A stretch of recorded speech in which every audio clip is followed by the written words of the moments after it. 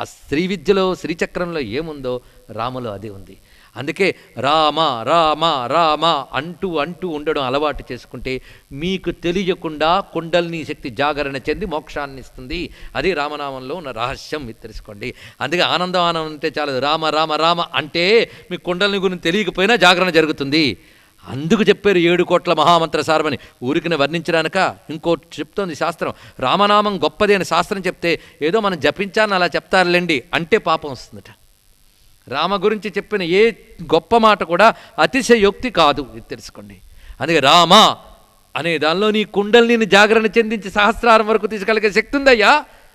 యోగశాస్త్రపరంగా అర్థం ఎన్ని అర్థాలు చెప్పాం ఇక్కడ.